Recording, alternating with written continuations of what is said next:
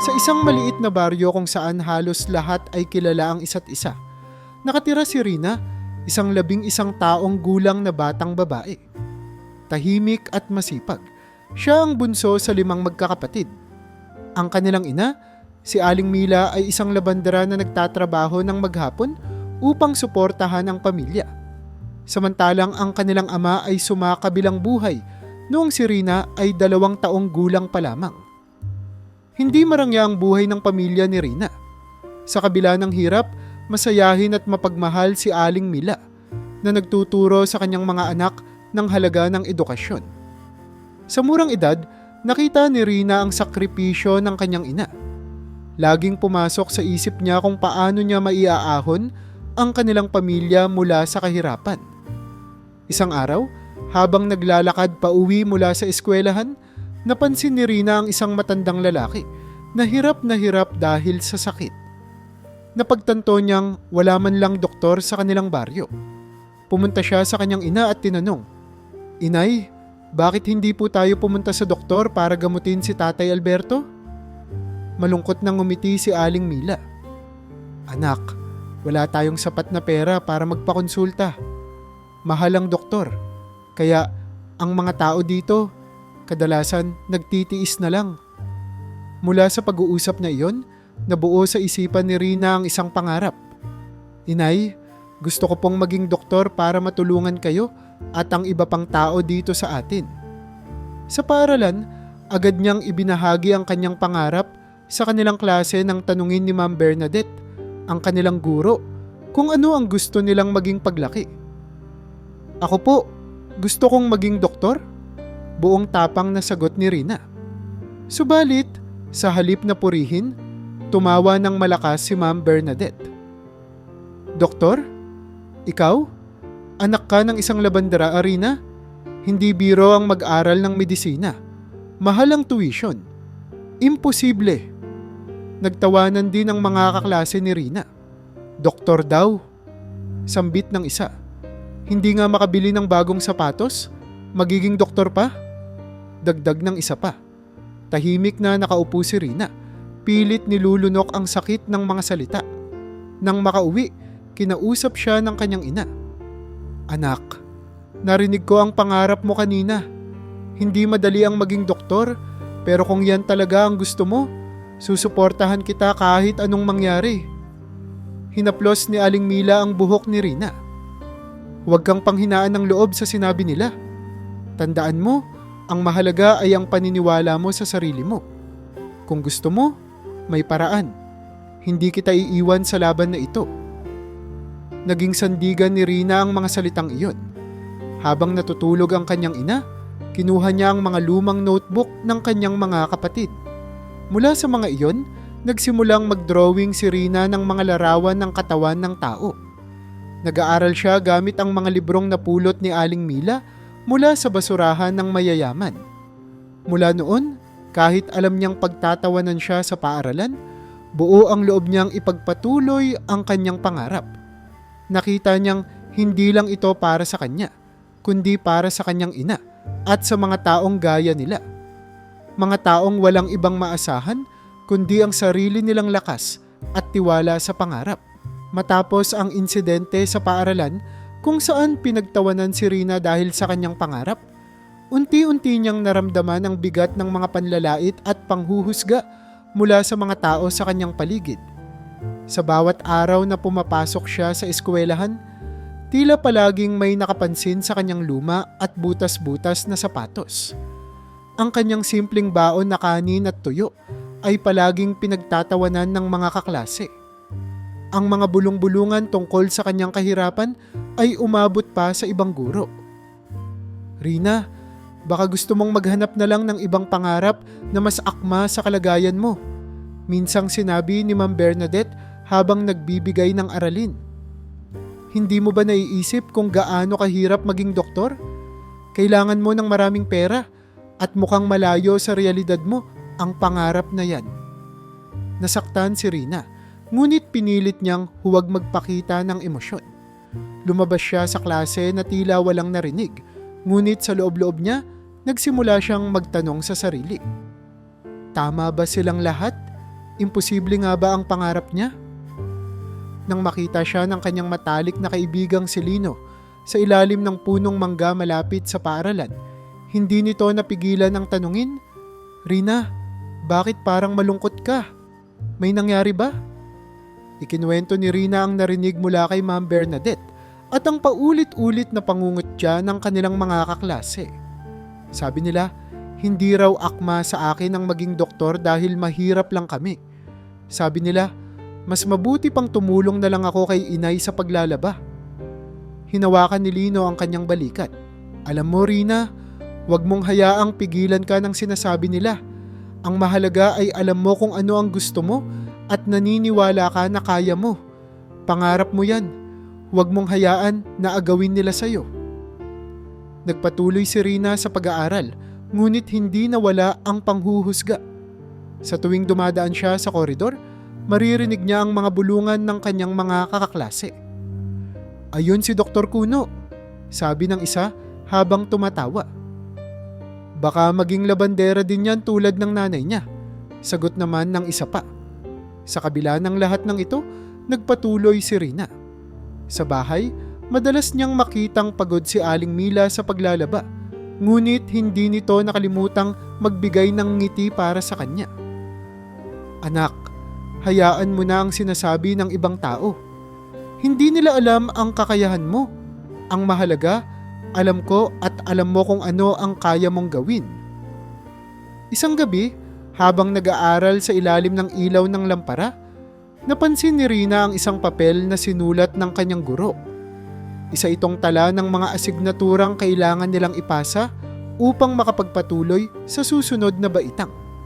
Hinawakan niya ang papel at nangakong magiging top sa klase, kahit pa ang mundo ay tila laban sa kanya. Sa bawat araw na lumilipas, lalong tumitibay ang determinasyon ni Rina na maabot ang kanyang pangarap. Sa kabila ng mga pangungutya mula sa guro at mga kaklase, pinanghawakan niya ang mga salitang binitiwan ng kanyang ina at kaibigan. Ngunit alam niyang hindi magiging madali ang daan patungo sa pagiging doktor, kaya't nagsimula siyang maglaan ng mas maraming oras sa pag-aaral. Dahil sa kahirapan, wala siyang maayos na gamit pang eskwela. Ang kanyang notebook ay gawa sa pinagdugtong-dugtong ng mga natirang papel mula sa notebook ng mga kapatid. At ang kanyang lapis ay pinutol sa gitna upang maibahagi sa nakababatang kapatid. Ngunit sa kabila nito, hindi siya nagreklamo. Sa halip, ginamit niya ang bawat pagkakataon upang matuto. Tuwing Sabado, tumutulong si Rina sa kanyang ina sa paglalaba. Habang nagsasabon, madalas niyang pinag-aaralan ang mga diagram na kanyang iginuhit mula sa librong napulot ni Aling Mila sa basurahan. Ang mga libro, kahit luma at kupas, ay nagbigay sa kanya ng paunang kaalaman sa anatomiya ng tao. Sa likod ng kanilang bahay, pinuno niya ang isang maliit na pader ng mga sketch ng katawan ng tao, mga baga, puso at bituka.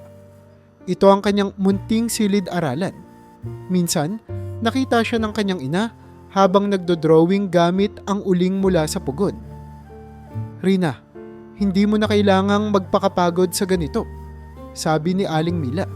"Baka masyado ka nang napapagod sa eskwela at sa pagtulong sa akin." Ngunit ngumiti lamang si Rina. "Inay, kaya ko po ito. Mas gusto ko pong tulungan kayo, pero alam ko rin pong kailangan kong mag-aral. Kung hindi po ako magsusumikap, paano ko po maabot ang pangarap ko?" Dumating ang araw na kailangan nilang bayaran ang kontribusyon sa eskwela para sa darating na aktibidad. Malaki ang halaga para sa kanila, kaya't nag-alok si Rina na maglaba para sa ilang kapitbahay. Sa kabila ng pagod, hindi siya nagpakita ng hinaing. Sa halip, ginamit niya ang bawat kinita upang makabili ng karagdagang gamit para sa paaralan. Sa eskwela, sinimulan ni Rina ang pagpapakita ng kanyang dedikasyon. Palaging nasa unahan siya ng klase, masigasig na nagtatala at aktibong sumasagot sa tanong ng guro, kahit na madalas siyang hindi pansinin ni Ma'am Bernadette. Sa isang pagsusulit, Nakuha ni Rina ang pinakamataas na marka sa klase. Ngunit imbes na purihin, sinita siya ng guro. "Sigurado ka bang hindi ka nangopya, Rina? Ang taas ng marka mo para sa isang tulad mo," sabi ni Ma'am Bernadette. Ramdam ni Rina ang hapdi ng mga salita, ngunit itinayo niya ang kanyang ulo. "Hindi po, ma'am. Pinaghirapan ko po ito." Sa bawat pagkakataong sinubok ang kanyang pasensya, palaging bumabalik si Rina sa mga dahilan kung bakit siya nagsasakripisyo. Hindi lamang para sa kanyang sarili, kundi para rin sa kanyang ina at sa mga tao sa kanilang baryo na nangangailangan ng tulong. Isang gabi, habang nag-aaral sa ilalim ng mahina nilang lampara, tinanong siya ng kapatid na si Carlo, "Ate, bakit ka pa nag-aaral ng sobra? Ang dami na namang nanlalait sa'yo. Hindi ka ba napapagod?" Tumingin si Rina sa kanyang kapatid at ngumiti. "Hindi lang ito para sa akin, Carlo. Para rin ito kay Inay. At para na rin sa atin. Balang araw, magiging maayos din ang lahat." Isang umaga habang papunta si Rina sa paaralan, napansin niyang tila matamlay si Aling Mila. Hindi ito nakapagsalita ng marami at mabagal ang kilos habang inaayos ang kanyang paninda sa labahan. Bagamat nag-aalala, nagmadali pa rin si Rina sa pagpasok dahil may pagsusulit siyang kailangang tapusin. Pagbalik niya sa bahay kinahapunan, nadatnan niya si Aling Mila na nakahiga sa banig, pawisan at hirap na hirap huminga. "Inay, anong nangyari sa'yo?" tanong ni Rina habang pilit na binibigyan ng tubig ang ina. "Ito na yata ang lagnat na matagal ko nang nararamdaman, anak," mahinang sagot ni Aling Mila. Agad tumakbo si Rina sa kapitbahay nilang si Aling Gloria upang humingi ng tulong. Ngunit ang sagot ng kapitbahay ay isang mapait na realidad. "Pasensya na, Rina. Hindi ko rin kaya ang magdala ng pasyente sa doktor. Mahal ang pagpapagamot." Gusto ni Rina na magmadaling dalhin ang kanyang ina sa bayan kung saan naroon ang pinakamalapit na klinika, ngunit wala siyang sapat na pera. Sa desperasyon, pumunta siya sa paaralan kinaumagahan at nakiusap kay Ma'am Bernadette. "Ma'am, pwede po ba akong humiram ng pera? Malubha na po ang kalagayan ng nanay ko. Kailangan ko pong dalhin siya sa doktor." Pakiusap ni Rina habang umiiyak. Ngunit ang sagot ng guro ay malamig. "Rina, hindi ko problema ang pamilya mo. Ang dapat mong gawin ay mag-focus sa pag-aaral mo kaysa alalahanin ang mga bagay na wala kang magagawa. Isa pa, paano mo babayaran ang hiniram mo kung wala kayong pera?" Umuwi si Rina na halos mawalan ng pag-asa. Nakita niya ang kanyang ina, namumutla at nahihirapan pa rin. Sa gitna ng takot at pangamba, ginamit niya ang natutunan niya mula sa kanyang mga binabasang libro. Nilagyan niya ng malamig na tuwalya ang noo ni Aling Mila. Sinigurado niyang uminom ito ng maraming tubig at sinubukan niyang suriin ang mga sintomas nito. "Konting tiis lang, Inay," sabi ni Rina habang inaasikaso ang ina. "Pagdating ng araw, ako na mismo ang gagamot sa'yo. Hindi ko po hahayaan na ganito ang mangyari ulit." Sa gabing iyon, halos hindi natulog si Rina. Tiniyak niyang magising ang ina tuwing makikita niyang ito'y nahihirapang huminga. Hindi niya alintana ang pagod.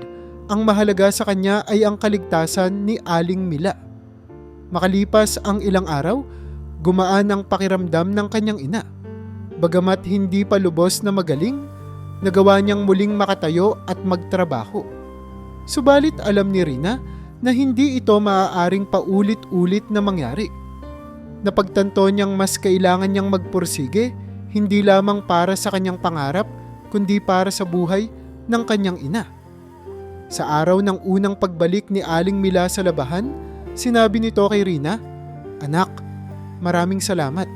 Alam kong mahirap para sa iyo ang ginawa mo. Pero tandaan mo, hindi kita pinipilit na akuin ang lahat ng responsibilidad. Gawin mo rin ang pangarap mo, Rina." Sa kabila ng pagkakabangon ng kanyang ina, lalong lumalim ang determinasyon ni Rina. Pinangako niya sa sarili na hindi na muling mangyayari ang ganitong sitwasyon, na darating ang araw na hindi na sila magiging alipin ng kahirapan at kawalan ng akses sa serbisyong medikal. Makaraan ang ilang buwan mula nang magkasakit si Aling Mila, patuloy pa rin si Rina sa kanyang pagsusumikap sa pag-aaral. Hindi siya tumigil sa pangarap, kahit na marami pa rin ang nanghuhusga sa kanya. Sa kabila ng kanilang kalagayan, lalo siyang naging determinado na maabot ang kanyang layunin. Isang araw, dumating ang barangay kapitan sa kanilang paaralan upang mag-anunsyo. Ang lokal na pamahalaan ay magbibigay ng scholarship sa mga mag-aaral na may mataas na marka at determinasyon sa buhay, sabi ng kapitan. Ang balitang ito ay nagbigay ng panibagong sigla kay Rina. Agad niyang tinignan ang mga kinakailangan para makapag-apply. Gayunpaman, hindi naging madali ang proseso. Bukod sa mataas na marka, kailangan din niyang magsulat ng sanaysay tungkol sa kanyang pangarap. Ilang gabi siyang nagpuyat upang makabuo ng isang masinsinang sanaysay. Isinulat niya ang kanyang kwento, kung paano siya naging inspirasyon ng kanyang ina, ang hirap ng kanilang buhay, at ang kanyang layunin na maging doktor upang tulungan ang mga nangangailangan. Ang bawat salita ay nagmumula sa puso, puno ng tapang at pag-asa. Ipinasa ni Rina ang kanyang aplikasyon at naghintay. Habang naghihintay ng sagot, patuloy niyang ipinakita ang kanyang sipag at tiyaga sa paaralan. Sa kabila ng lahat ng paghihirap, nanatili siyang matatag. Makalipas ang ilang linggo, isang sulat mula sa tanggapan ng barangay ang dumating. Nakasulat dito, "Binabati ka, Rina. Napili ka bilang isa sa mga scholar ng lokal na pamahalaan. Buong tuition fee mo sa high school ay sasagutin, pati na ang iyong school supplies." Hindi mapigilan ni Rina ang umiyak sa tuwa. "Inay, may scholarship na po ako," sigaw niya habang niyayakap ang ina. Si Aling Mila, bagamat pagod mula sa maghapong paglalaba, ay ngumiti ng malapad at mahigpit na niyakap ang anak. "Anak, ito na ang simula ng katuparan ng pangarap mo." Ang scholarship ay nagbigay kay Rina ng mas malaking pagkakataon upang mag-aral ng mabuti. Sa bagong eskwela kung saan siya inilipat, nakilala niya si Dr. Santos, isang guro sa agham na agad napansin ang kanyang galing at dedikasyon. Si Dr. Santos ay hindi lamang nagturo sa kanya ng agham, kundi nagtanim din ng mas malalim na pagmamahal para sa medisina. "Rina, may potensyal ka," sabi ni Dr. Santos. "Kung magpapatuloy ka, sigurado akong maabot mo ang pangarap mo. Tandaan mo, ang kaalaman ay kayamanan, pero ang puso ang siyang tunay na tagumpay ng isang doktor." Sa bagong kapaligiran, unti-unting nabuo ang panibagong buhay para kay Rina. Ang mga kaklase niya sa bagong paaralan ay mas magalang at mas positibo kaysa sa dati niyang eskwela. Bagamat hindi nawala ang hirap sa kanilang buhay, naramdaman niya ang unti-unting pagbubukas ng mga pintuan para sa kanyang pangarap. Ang scholarship ay hindi lamang nagbigay kay Rina ng oportunidad, kundi pati na rin ng bagong pag-asa na hindi na niya kailangang mag-isa sa laban. Sa kabila ng lahat ng hamon na kanyang pinagdaanan, ang scholarship na ito ay nagbigay ng liwanag sa madilim niyang mundo. At ang mga salita ni Dr. Santos ang nagsilbing apoy na nagpaningas sa kanyang determinasyon. Matapos ang pagtatapos ni Rina sa high school, natanggap siya bilang scholar sa isang kilalang universidad sa Maynila upang kumuha ng kursong medisina. Ito ang unang pagkakataong aalis siya sa kanilang baryo at dala niya ang kaba at pananabik para sa bagong kabanata ng kanyang buhay. Sa kanyang puso, buo ang kanyang pangako na magtatagumpay upang matulungan hindi lamang ang kanyang pamilya kundi pati ang kanyang komunidad. Pagdating sa Maynila, nalaman niyang hindi magiging madali ang buhay sa syudad. Ang ingay, bilis ng takbo ng buhay, at dami ng tao ay kakaiba sa tahimik at simpleng buhay sa kanilang baryo. Pumasok si Rina sa dormitoryo ng universidad, kung saan nagkaroon siya ng bagong mga kakilala. Sina Angela, isang masayahin na kapwa scholar, at si Marco, isang seryosong estudyante na may parehong dedikasyon sa pag-aaral. Habang nagsimula na ang kanyang mga klase, napansin ni Rina ang hirap ng medisina. Araw-araw, puno ng mga leksyon, pagsusulit at laboratory sessions.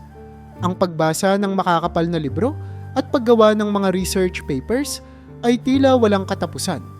Sa kabila nito, nagpakita siya ng walang katulad na kasipagan na labis na ikinahanga ng kanyang mga kaklase.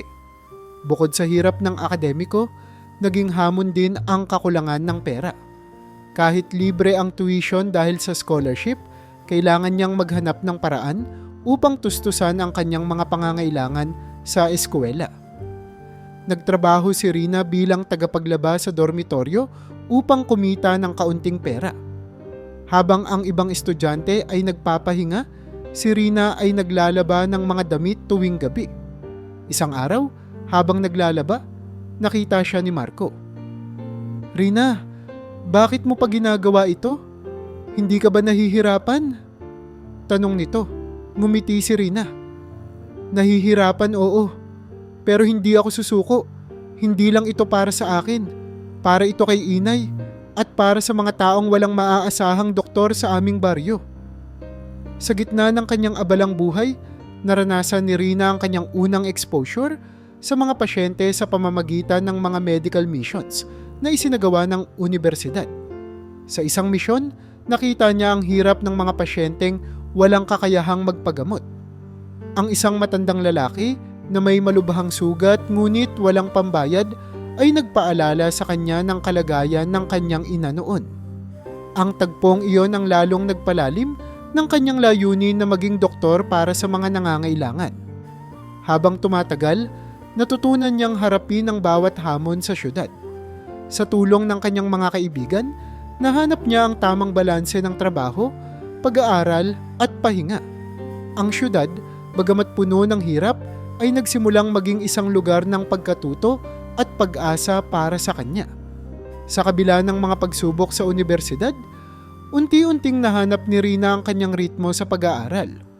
Sa bawat leksyon, ipinakita niya ang kanyang masigasig na dedikasyon na naging dahilan upang mapansin siya ng mga propesor. Isa na rito si Dr. Reyes, isang respetadong propesor sa medisina na mabilis na namangha sa talino at tiyaga ni Rina. "Rina, napansin ko ang sipag mo," sabi ni Dr. Reyes isang araw matapos ang kanilang laboratory session. "May potensyal ka, ngunit tandaan mo, ang pagiging doktor ay hindi lang tungkol sa talino. Kailangang may malasakit ka sa iyong mga pasyente." Hindi makapaniwala si Rina na napansin siya ng isa sa pinakamahigpit na propesor. "Salamat po, Dr. Reyes. Hindi ko po sasayangin ang oportunidad na ito," sagot niya. Mula noon, naging mentor niya si Dr. Reyes at binigyan siya ng espesyal na atensyon upang mas mapaunlad ang kanyang mga kakayahan sa medisina. Sa akademikong aspeto, unti-unting nakamit ni Rina ang kanyang tagumpay. Naging isa siya sa pinakamahusay na estudyante sa klase. Palaging nangunguna sa mga pagsusulit at aktibong nakikilahok sa mga praktikal na pagsasanay.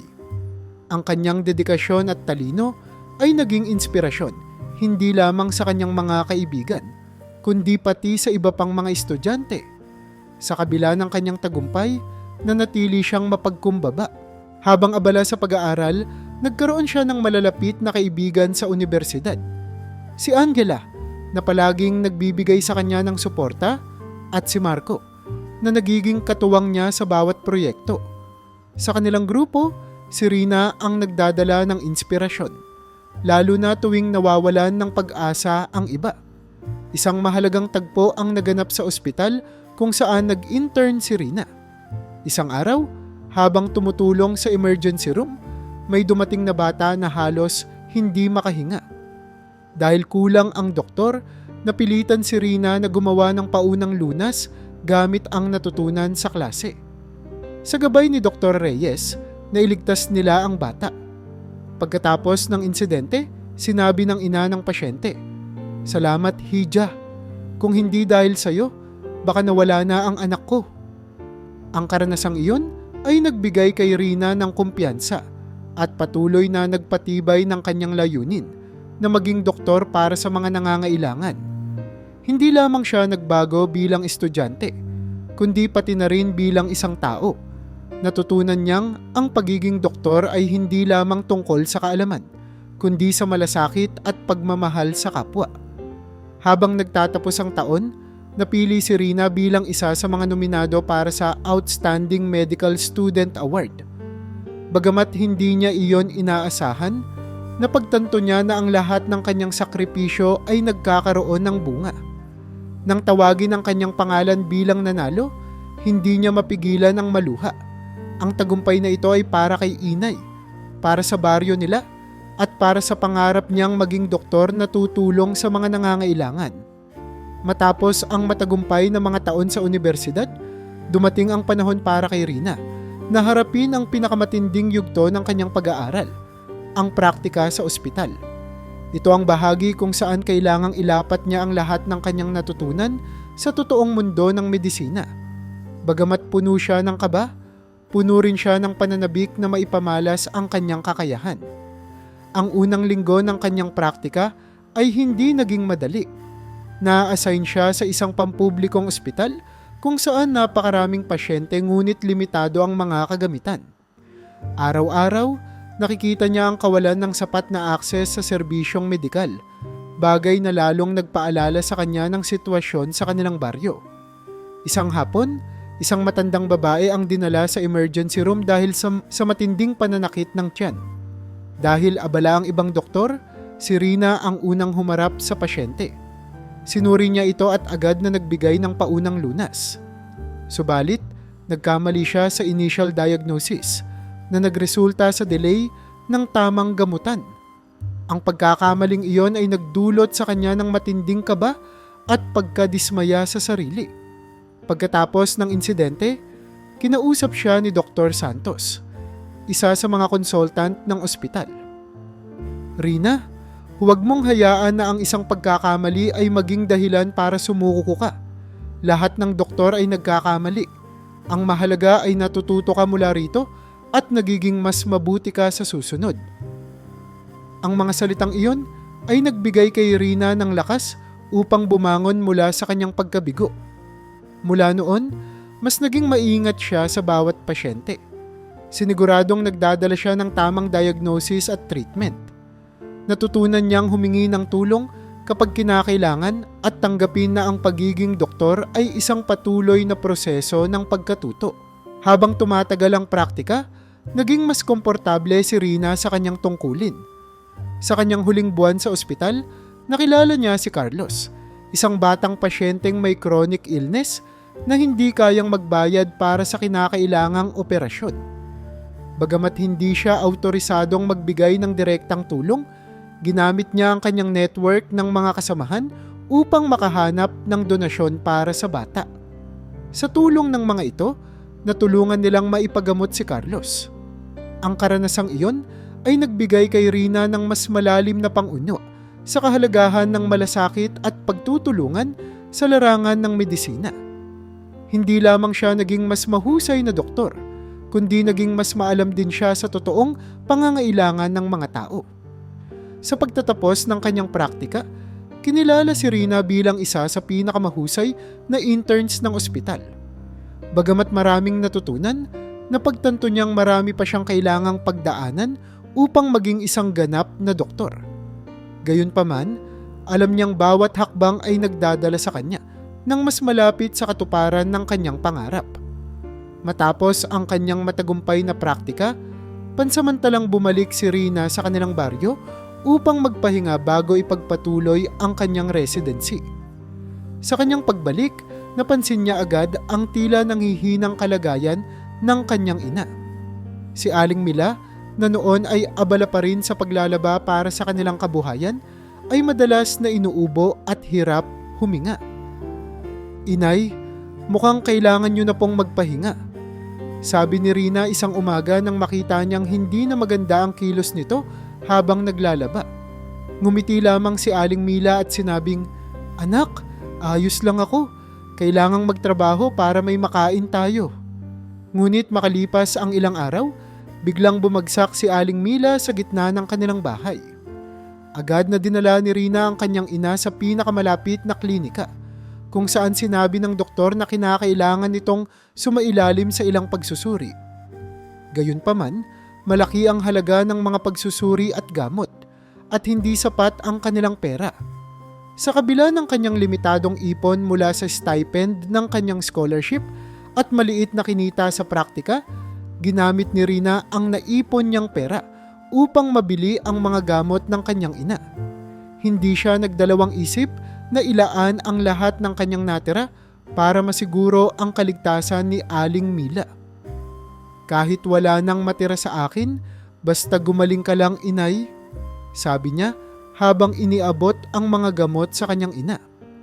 Habang nagpapahinga si Aling Mila, nagbukas si Rina ng usapan. Inay, baka kailangan ko pong tumigil muna sa pag-aaral at maghahanap ng trabaho para tulungan kayo, sabi niya. Ngunit mahigpit siyang tinutulan ni Aling Mila. Huwag na huwag kang titigil, Rina, sagot ni Aling Mila. Mahina ngunit may lakas ng loob. Ang pangarap mo ang nagbigay sa akin ng lakas sa lahat ng taon.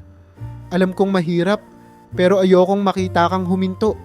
Ang gusto ko lang ay maabot mo ang pangarap mo. Napaluha si Rina sa narinig.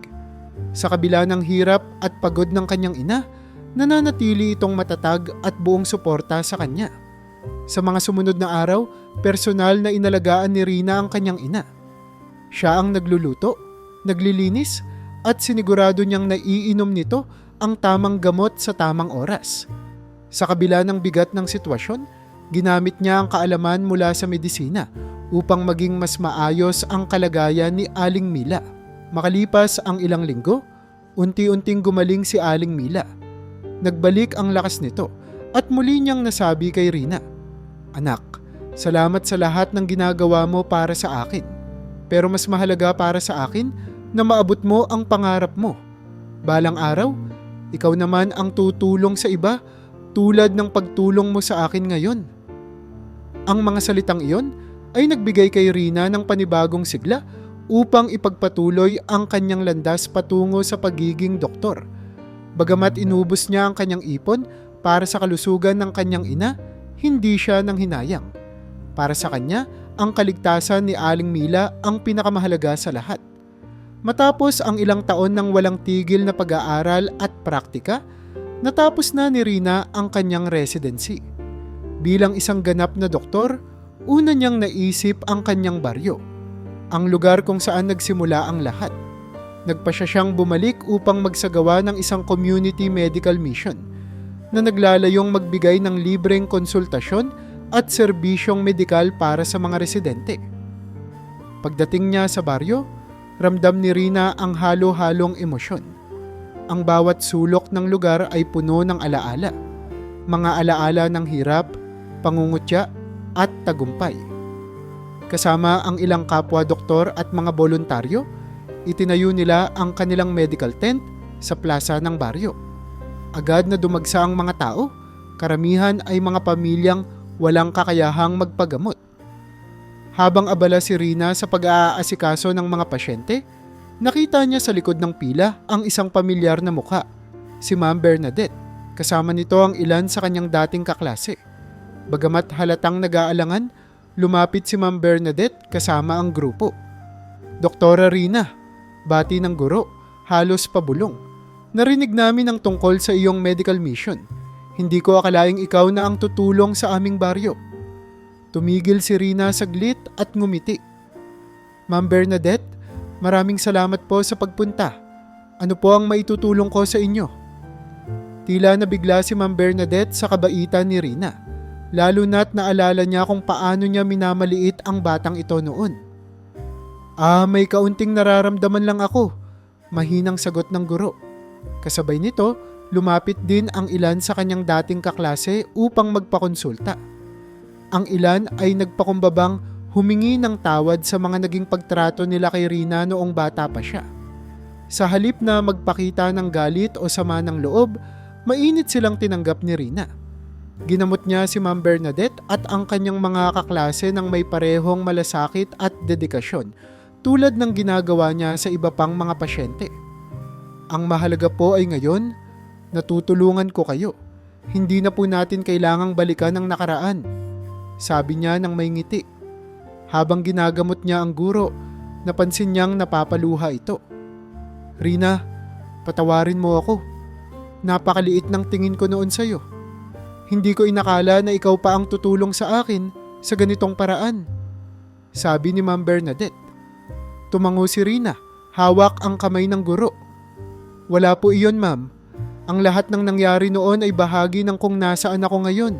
Sa pagtatapos ng araw, marami ang natulungan sa medical mission. Nakita ni Rina ang pagbabago sa mga tao sa kanyang baryo, lalo na sa mga dati niyang kaklase. Ang mga dating nangungutya sa kanya ay humanga na ngayon sa kanyang determinasyon at tagumpay. Sa pag-alis ng grupo mula sa baryo, nagkaroon ng mas malalim na kahulugan ang lahat para kay Rina. Hindi lamang niya naabot ang kanyang pangarap, na ibalik din niya ang kabutihan sa lugar kung saan siya nagsimula. Sa bawat pasyente na natulungan niya, muling pinagtibay ang kanyang layunin bilang doktor, ang maging liwanag sa mga nangangailangan. Ilang buwan matapos ang community medical mission ni Rina sa kanilang baryo, isang hindi inaasahang pangyayari ang nagdala sa kanya sa harap ng isa pang mahalagang yugto ng kanyang karera.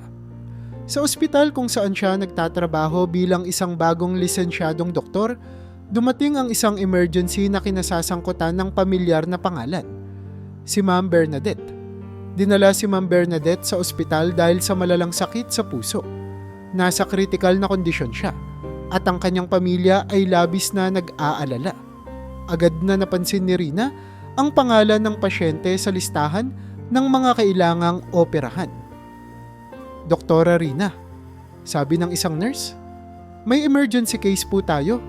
Isang pasyente na may acute heart failure. Siya si Ma'am Bernadette Lopez. Tumigil saglit si Rina upang iproseso ang narinig.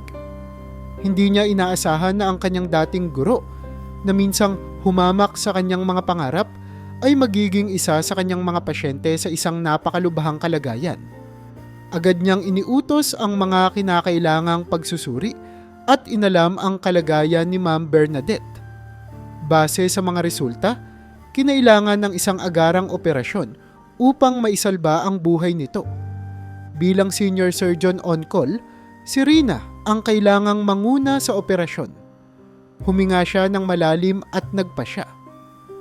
Ako ang gagawa ng operasyon, mariin niyang sinabi. Habang inihahanda si Ma'am Bernadette para sa operasyon, naisip ni Rina ang kanilang mga nakaraang salungatan. Ngunit sa halip na magdala ng galit o sama ng loob, pinili niyang magtuon sa kanyang tungkulin bilang doktor, ang magligtas ng buhay. Sa loob ng operating room, nagtrabaho si Rina kasama ang kanyang team ng may buong puso at focus. Ang operasyon ay mahirap at delikado, ngunit dahil sa kanyang masusing pag-aaral at pagsasanay, nagawa niyang maisagawa ito ng maayos. Matapos ang ilang oras, matagumpay na natapos ang operasyon. Si Ma'am Bernadette ay ligtas. Matapos ang operasyon, habang nasa recovery room si Ma'am Bernadette, binisita siya ni Rina. Nang magising si Ma'am Bernadette, agad niyang nakilala ang doktor na nagligtas sa kanya. Napaluha siya at halos hindi makapagsalita. Rina, ikaw pala, mahinang sabi niya. Ngumiti si Rina at hinawakan ang kamay ng kanyang dating guro. Oo po, ma'am. Ako po ang gumawa ng operasyon. Ligtas na po kayo. Magpahinga na lang po muna kayo. Habang bumubuti ang kalagayan ni Ma'am Bernadette, hindi niya maiwasang balikan ang mga sinabi niya kay Rina noong bata pa ito. Patawarin mo ako, Rina, sabi niya nang bumisita muli si Rina. Minamaliit kita noon. Hindi ko nakita ang potensyal mo. Pero ikaw pa pala ang magliligtas sa buhay ko. Ngumiti si Rina, puno ng kababaang loob. Wala na po iyon, ma'am. Ang mahalaga po ay ligtas kayo ngayon. Ang lahat ng iyon ay nakaraan na. Ang insidente ay nagdulot ng malaking pagbabago kay Ma'am Bernadette. Hindi lamang siya nagpapasalamat kay Rina sa pagligtas ng kanyang buhay, kundi humanga rin siya sa malasakit at dedikasyon ng dating estudyanteng minsan niyang hinamak.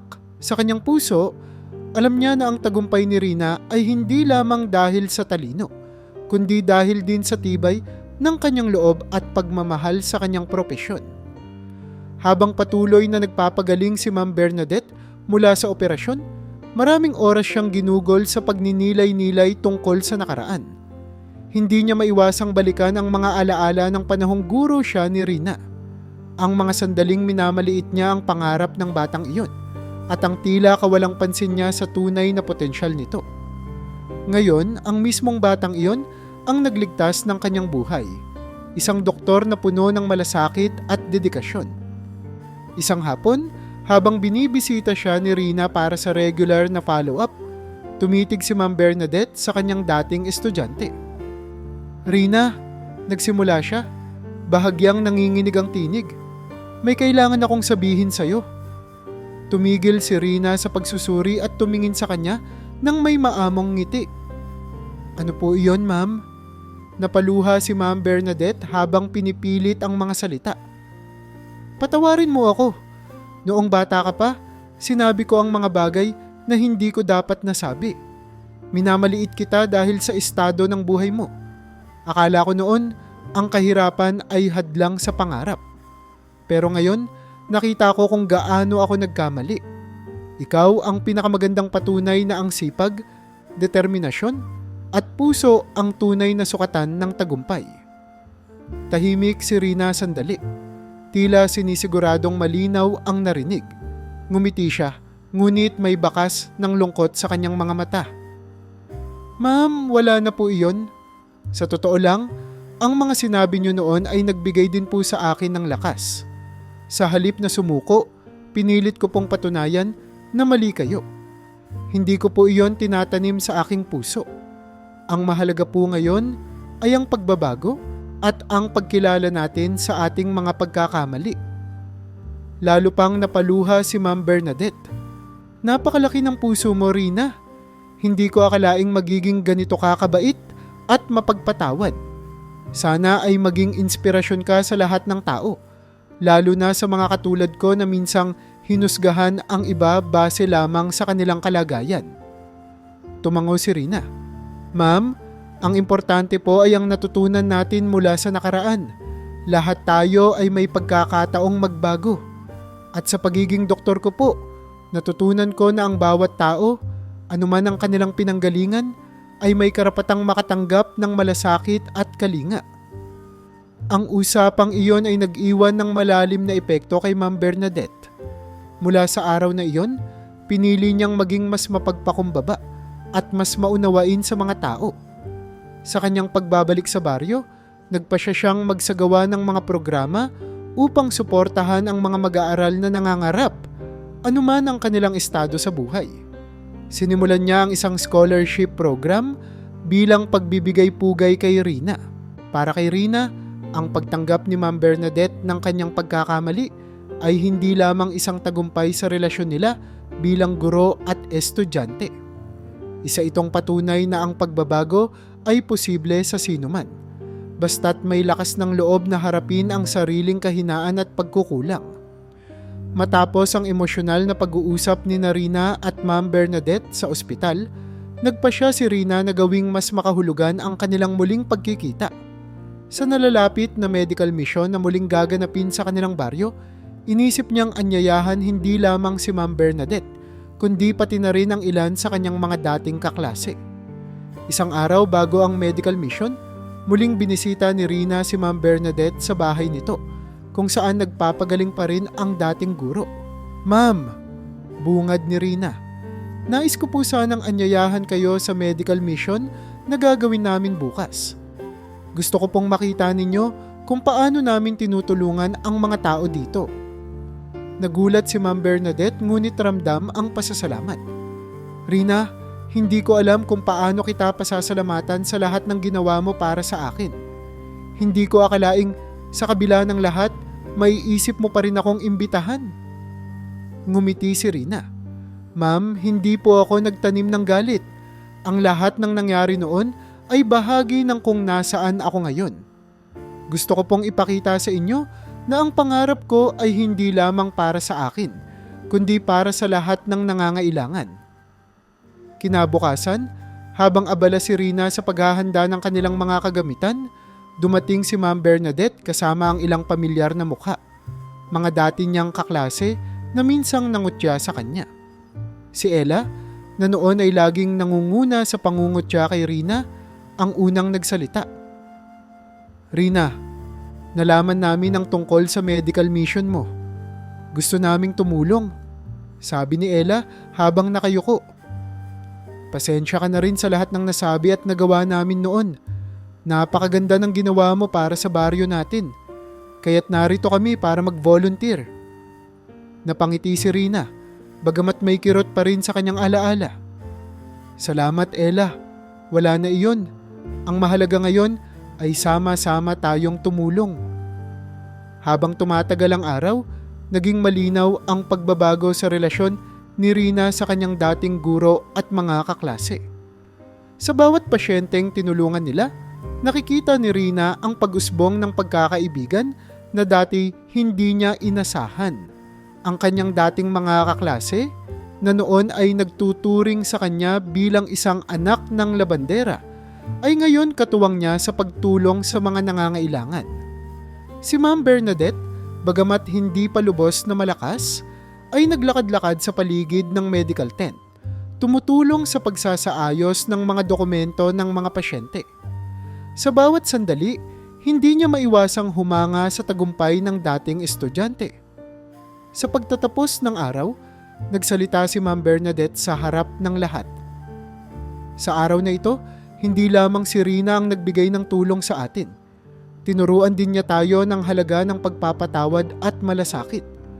Rina, maraming salamat sa iyong kabutihan. Isa kang inspirasyon hindi lamang sa baryo natin, kundi sa lahat ng tao na may pangarap. Napuno ng palakpakan ng lugar, ngunit sa puso ni Rina, higit pa roon ang kanyang naramdaman. Para sa kanya, ang pagpapatawad at pagkakaisa ay isang tagumpay na mas mahalaga kaysa sa anumang medalya o titulo. Pagkalipas ng maraming taon ng pagsusumikap at sakripisyo, dumating na rin ang araw na tuluyang gumaling si Aling Mila mula sa kanyang karamdaman. Sa wakas, muling bumalik ang sigla ng kanyang ina at makikita ang tuwa sa mga mata nito habang pinagmamasdan si Rina, ang kanyang anak na ngayon ay isa ng ganap na doktor. Para kay Aling Mila, lahat ng hirap na dinanas nila noon ay sulit na, lalo na't nakita niya ang bunga ng kanilang mga sakripisyo. Isang araw, habang nag-uusap sila sa kanilang lumang bahay, niyakap ni Aling Mila ang anak. Rina, napakapalad ko na ikaw ang anak ko. Ang lahat ng ginawa mo ay hindi lamang para sa akin, kundi para sa napakaraming tao. Sobrang proud ako sa iyo. Napangiti si Rina. Inay, hindi po ako makararating dito kung hindi dahil sa inyo. Kayo po ang nagturo sa akin ng tapang at tiyaga. Para sa inyo ang lahat ng ito. Kasabay ng paggaling ni Aling Mila, nagdesisyon si Rina na magpatayo ng isang maliit ngunit maayos na klinika sa kanilang baryo. Ang klinika ay itinayo sa mismong lugar kung saan dati nilang iniigib ang tubig. Isang lugar na puno ng alaala ng kanilang kahirapan. Pinangalanan niya ito bilang Klinika ng Pag-asa, bilang simbolo ng kanyang layunin na magbigay ng serbisyong medikal para sa mga mahihirap. Sa araw ng pagbubukas ng klinika, dumalo ang maraming residente ng baryo, kabilang na ang mga dati niyang guro, kaklase at mga kaibigan. Naroon din sina Lino, Angela at Marco, na naging mahalagang bahagi ng kanyang tagumpay. Habang nagbibigay siya ng talumpati, hindi napigilan ni Rina ang maging emosyonal. Hindi ko po magagawa ang lahat ng ito kung hindi dahil sa mga taong naniwala sa akin, kahit noong panahong wala akong tiwala sa sarili ko. Sabi niya, Lino, salamat sa pagiging unang kaibigan ko at sa pagpalakas ng loob ko noong panahong sobrang hirap. Angela at Marco, salamat sa pagsuporta sa akin sa universidad at sa pagiging katuwang ko sa bawat pagsubok. Inay, salamat sa walang sawang pagmamahal at sakripisyo. Napuno ng palakpakan ng paligid, ngunit higit pa roon, ramdam ni Rina ang init ng pagmamahal at suporta ng mga taong naging bahagi ng kanyang kwento. Sa araw na iyon, hindi lamang klinika ang itinayo ni Rina, kundi isang mas matibay na komunidad na nagtutulungan at may malasakit sa isa't isa. Habang nililibot ni Aling Mila ang bagong klinika, hindi niya mapigilang mapaluha. Rina, hindi ko akalain na ang simpleng pangarap mo noon ay magiging ganito kalaki. Isa kang inspirasyon, hindi lamang para sa akin, kundi para sa lahat ng tao dito. Sa bawat sulok ng klinika, ramdam ni Rina ang pagmamahal ng kanyang ina, mga kaibigan, at ng buong komunidad. Alam niyang ang bawat pasyenteng dumarating sa kanilang baryo ay hindi lamang makakahanap ng lunas sa kanilang mga sakit, kundi inspirasyon din mula sa isang kwento ng tagumpay laban sa hirap. Sa paglipas ng panahon, si Rina ay tuluyang naging bahagi ng kasaysayan ng kanilang baryo. Hindi lamang siya nakilala bilang isang mahusay na doktor, kundi bilang isang taong may walang kapantay na malasakit sa mga nangangailangan. Sa bawat pasyente na pumupunta sa klinika ng Pag-asa, naroon ang kwento ng kanyang buhay. Isang kwento ng pagsusumikap, sakripisyo, at tagumpay laban sa lahat ng balakid. Sa bawat serbisyong kanyang ibinibigay, ramdam ng bawat tao ang sinseridad ni Rina. Hindi niya kailanman itinuring ang pagiging doktor bilang trabaho lamang. Para sa kanya, ito ay isang misyon. Dahil dito, binansagan siya ng mga tao bilang ang doktor ng mahihirap. Isang titulong nagsasalamin ng kanyang malasakit at dedikasyon sa kanyang propesyon. Isang araw, sa gitna ng pagtitipon para sa anibersaryo ng klinika ng Pag-asa, nagbigay ng talumpati si Rina sa harap ng buong komunidad. Ang tagumpay ko po ay hindi sa akin lamang.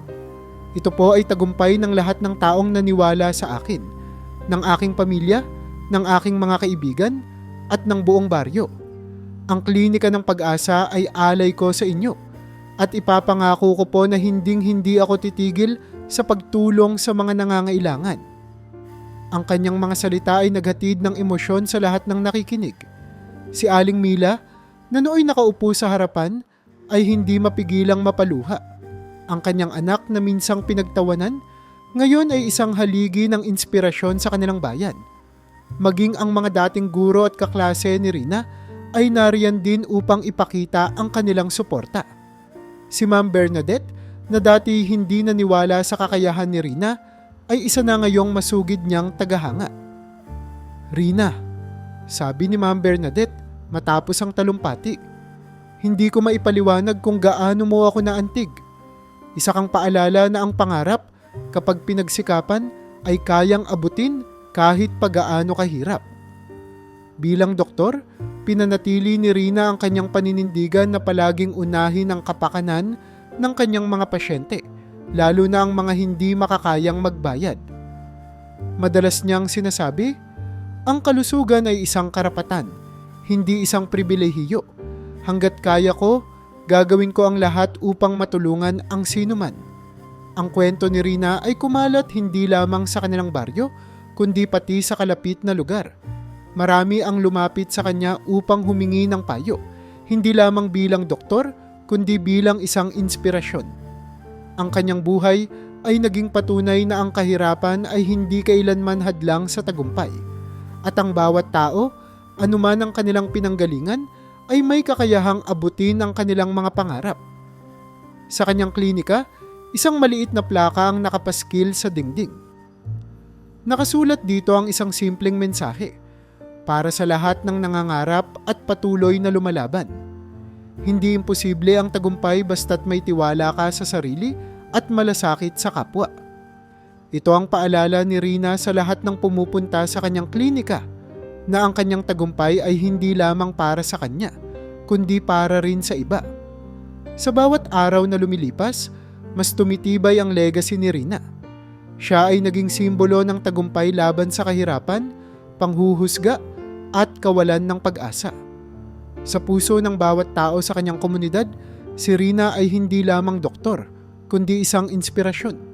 Isang paalala na ang mabuting puso at matibay na determinasyon ay kayang magdala ng pagbabago sa mundo.